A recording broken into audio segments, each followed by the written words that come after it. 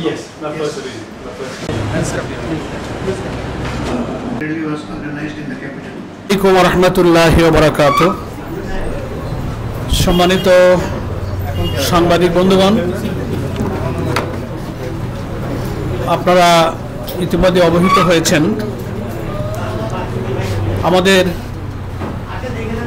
আজকে বাংলাদেশ জামাত ইসলামীর এই কেন্দ্রীয় কার্যালয়ে সৌজন্য সাক্ষাতে এসেছিলেন Chinese People's Institute for Foreign অ্যাফেয়ার্সের honourable vice president his excellencies mister Zhou Pingjian. তার সঙ্গে আরও অনেক সম্মানিত অতিথিবৃন্দ ছিলেন। His excellencies mister Zhou Pingjian, his excellency mister Zhou Yango, his excellency Dong Wangsu, her excellency Zhongli. আমরা অত্যন্ত সৌহার্দ্যপূর্ণ পরিবেশে সম্মানিত অতিথিবৃন্দকে জামাত ইসলামের অফিসে স্বাগতম জানিয়েছি এবং আমাদের মাঝে হিজ এক্সেলেন্সি মিস্টার জো পিংজিয়ান উপস্থিত আছেন। আমাদের সম্মানিত আমিরে জামাত ডক্টর শফিকুর রহমানের সঙ্গে সৌজন্য সাক্ষাৎ এবং জামাত নেতৃবৃন্দের সঙ্গে মত বিনিময় হয়েছে, সে সম্পর্কে খুবই সংক্ষেপে আমরা আপনাদের সামনে ব্রিফ করব এবং আমাদের সম্মানিত অতিথি মিস্টার জো পিংজিয়ানও সংক্ষেপে একটু আপনাদের সামনে ব্রিফ করবেন। আমি আগে বলুন।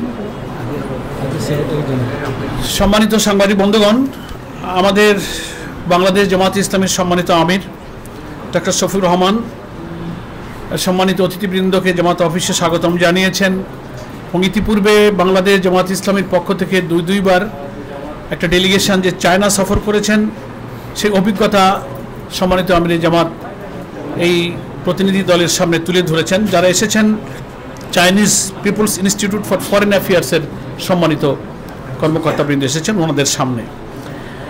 এবং আমাদের সম্মানিত আমির তার অসুস্থতা এবং অপারেশনের পর কিছুটা সুস্থ হওয়ার পর এই প্রথম জামাত অফিসে বিদেশি কোনো ডেলিগেশনের সামনে উপস্থিত হয়েছেন। সেজন্য তিনি আল্লাহর শুকরিয়া আদায় করেছেন এবং সম্মানিত অতিথিবৃন্দকে কৃতজ্ঞতা জানিয়েছেন।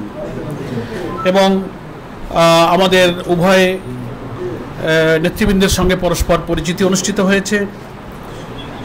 ৭৫-এর পর থেকে বাংলাদেশের সঙ্গে যে কূটনৈতিক সম্পর্ক, চায়নার ঘনিষ্ঠ প্রতিবেশী সুলভ এবং বন্ধুত্বপূর্ণ সম্পর্কের কথা স্মরণ করা হয়েছে। আমির জামাত বলেছেন যে চীন এবং বাংলাদেশ পরস্পর উন্নয়ন সহযোগী এবং আমরা একত্রে দেশের কি উন্নয়ন করতে পারি উভয় দেশের এবং বন্ধুত্বের চেয়ে প্রতিবেশীর বেশি ঘনিষ্ঠ এবং ব্রাদারলি অ্যাটিটিউড এবং ব্রাদারলি রিলেশন, আমরা এটাকে খুব গুরুত্বপূর্ণ মনে করি চীনের সঙ্গে। বাংলাদেশ অর্থনীতি সহ সামগ্রিক বিষয়ে নিজের পায়ে দাঁড়াবার চেষ্টা করছে, এটা চায়না নেতৃবৃন্দের সামনে আমাদের অমিত সাহেব আশাবাদ ব্যক্ত করেছেন। এবং গত বছরের ২৪শে জুলাইয়ের যে গণ অভ্যুত্থানের মধ্য দিয়ে বাংলাদেশে যে রেজিম চেঞ্জ হয়েছে, ফ্যাসিস্ট সরকারের আমলে জামাত ইসলামীর উপরে কি জুলুম চলেছে, কি নির্যাতন চলেছে, আমাদের নেতৃবৃন্দকে কারাগারে হত্যা করা হয়েছে, হাজার হাজার লোক কারাবরণ করেছে, আমাদের নিবন্ধন কেড়ে নেওয়া হয়েছে, আমাদের অফিসগুলো বন্ধ ছিল, সেই নির্যাতন এবং আমাদের কষ্টের স্মৃতিটা আমিরে জামাত নেতৃবৃন্দের সামনে স্মরণ করেছেন। এবং তিনি আরও বলেছেন যে একটা ছাত্র জনতার উত্তাল আন্দোলনের মধ্য দিয়ে সেই সরকার বিদায় নিয়েছেন, কিন্তু বিদায় নেওয়ার পরেও ষড়যন্ত্র থেকে তারা থেমে থাকেনি। একটি দেশের আশ্রয়ে প্রশ্রয়ে তারা দেশের বিরুদ্ধে ষড়যন্ত্র করছেন। বিশ্ব পরিস্থিতি, গ্লোবাল পলিটিক্স, গ্লোবাল সিকিউরিটি, নানান কনটেক্সটে এইসব আলোচনা উঠে এসেছে। আমির জামাত সেটা এখানে অভিহিত করেছেন এবং তিনি আশাবাদ ব্যক্ত করেছেন যে আমরা কীভাবে একটি নতুন ভবিষ্যৎ, একটি নতুন বাংলাদেশ গড়তে পারি দুদেশের মধ্যে, সেই সৌহার্দ্যপূর্ণ সম্প্রীতিপূর্ণ আলোচনা তিনি প্রতিনিধি দলের সামনে তুলে ধরেছেন। বাংলাদেশের অর্থনীতি, আমাদের ব্যাংকিং ব্যবস্থা যে একেবারে লুট হয়ে গেছে, করাপশন, অর্থ পাচারে আমাদের অর্থনীতি যে ফোকলা হয়েছে, সেটা তিনি তুলে ধরেছেন। জামাত ইসলামী সবসময় গণতান্ত্রিক প্রক্রিয়ায় বিশ্বাসী এবং একটি নির্বাচনমুখী দল। ওনাদের প্রশ্নের জবাবে আমাদের আমির সাহেব বলেছেন যে সকল গ্রহণযোগ্য নির্বাচনে জামাত ইসলামী ইতিপূর্বে অংশগ্রহণ করেছে এবং আমরা প্রত্যেক পার্লামেন্টে নির্বাচিত হয়ে প্রতিনিধিত্ব করেছি এবং আমরা জামাত ইসলামী সকল ধর্ম বর্ণ নারী পুরুষ নির্বিশেষে সকলের সমান মর্যাদা, সমান মানবিক, সাংবিধানিক, রাজনৈতিক সকল অধিকারকে আমরা মেনটেন করেই আমরা এদেশে চলি। এবং জনগণ যদি আমাদেরকে দেশ শাসনের দায়িত্ব দেন, তাহলে আমির জামাত বলেছেন যে আমরা শাসক হব না, আমরা সেবক হব এবং সকলেই সমতার ভিত্তিতে প্রত্যেকের অধিকার ভোগ করবেন।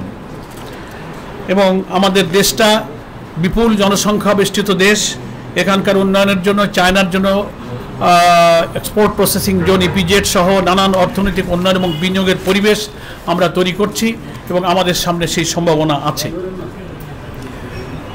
হিজ এক্সেলেন্সি জো পিংজিয়ান বলেছেন, আমরা আজকে এখানে এসে অত্যন্ত সম্মানিত বোধ করছি। আপনার সুস্থতার পর তিনি যে আমাদের আমির জামাত হাসি মুখে খুব কর্ডিয়ালি রিসিভ করেছেন, তাতে ওনারা খুবই কৃতজ্ঞতা প্রকাশ করেছেন। এবং বাংলাদেশের পরিস্থিতি তিনি যে তুলে ধরেছেন, এটা যে ইউনিক এবং প্রসপেক্টিভভাবে তিনি উপলব্ধি করেছেন, সেটাও তিনি খুবই সন্তুষ্টির সাথে উল্লেখ করেছেন। এবং চায়না বাংলাদেশের যে 50 বছর অ্যানিভার্সারি পালিত হলো, সেখানে জামাত ইসলামের প্রতিনিধি দল চায়না অ্যাম্বাসির আয়োজনে সেখানে আমরা অংশগ্রহণ করেছিলাম, সে কথার জন্য তিনি স্মরণ করেছেন এবং সকলকে ধন্যবাদ জানিয়েছেন। এবং উনি উল্লেখ করেছেন যে চায়না সব প্রতিবেশীর সাথে সুসম্পর্ক রক্ষা করে চলতে চায়।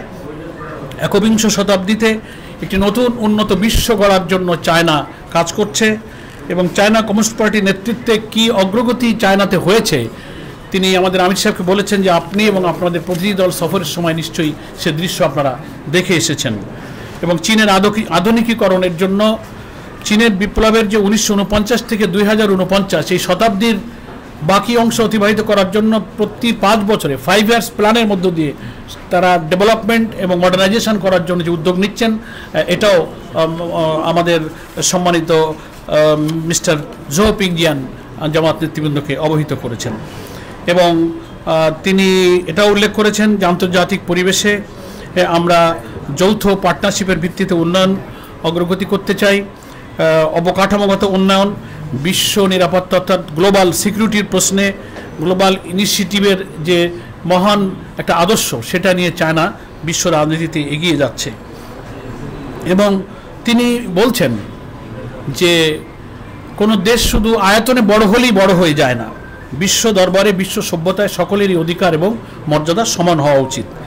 এবং গ্লোবাল গভর্নেন্স ইনিশিয়েটিভের যে একটা মহান উদ্যোগ চীন গ্রহণ করেছে, সে সম্পর্কে তিনি তুলে ধরেছেন।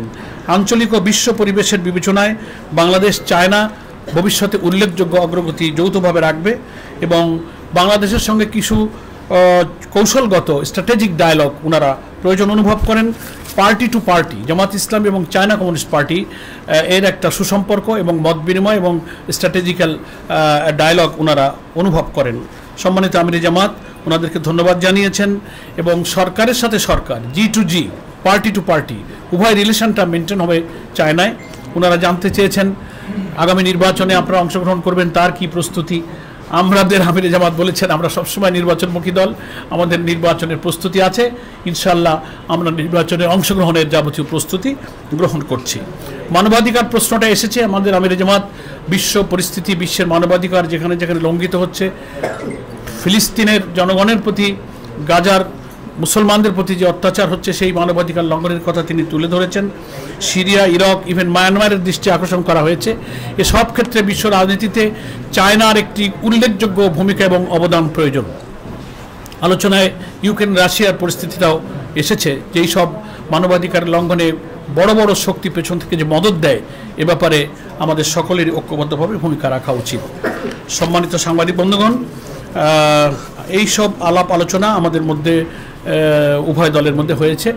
আমি এখন রিকোয়েস্ট করব, I request his excellency mister Zhou Pingjian please remark some few words to journalists. Thank you. Good morning, everyone. I wish I could understand the local language so I can better figure out what my friend was briefing about our meeting. But I heard Malay, China, GDI, those were some keywords I can understand. This year, marks the 50th anniversary of China-Bangladesh diplomatic relationship. To be exact, it falls on October the 1st in 10 days. And this year also is a China-Bangladesh people-to-people exchange year. So we CPI-FA delegation is honored to be here in Bangladesh to do our part to promote people-to-people exchange, to promote people-to-people diplomacy. China and Bangladesh are good neighbors, good friends, good partners. Since our diplomatic relations 5 decades ago, we have supported each other, treated each other as equals for win-win outcome. China is committed to the policy of good neighborliness and friendship with all Bangladeshi people. And we firmly believe by joining hands, China and Bangladesh can deliver more benefits to our two peoples and make more contributions to the region and the world. I thank you very much. আমাদের নেতৃবৃন্দকে তো আপনারা দেখছেন, আমাদের সহকারী secretary general Ehsanul Mahbub Zubair, আমাদের publicity উইংসের প্রধান ছিলেন মোর্চার রহমান আকন, পাবলিসিটি বিভাগের সেক্রেটারি, নির্বাহী পরিষদ সদস্য মোবারক হোসাইন, আমাদের সম্মানিত আমির জামাতের foreign affairs adviser professor doctor Mahmudul Hasan, ATM Azharul Islam আমাদের সিনিয়র লিডার মজলুম নেতা, ওনারা উপস্থিত ছিলেন। আপনাদের সকলকে এই দীর্ঘ সময় অপেক্ষা করে আজকের প্রেস ব্রিফিংয়ে উপস্থিত থাকা এবং সহযোগিতার জন্য আমির জামাতের পক্ষ থেকে আমরা আন্তরিক ধন্যবাদ জানাচ্ছি।